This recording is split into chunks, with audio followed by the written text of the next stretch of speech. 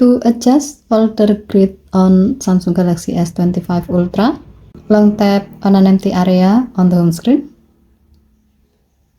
and then tap Setting. Tap Folder Grid.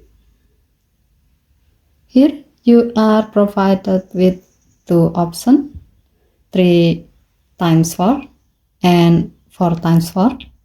As the example, we will select 4x4 so that your phone will let you add up to 60 apps into a single folder on the home screen or app screen.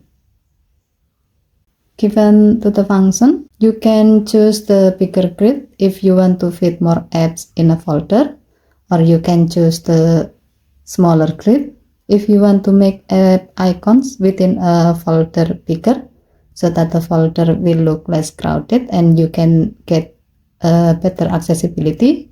Moreover, if you have difficulty tapping small icon. Okay, thank you for watching. Please help to like and subscribe. Have a nice day.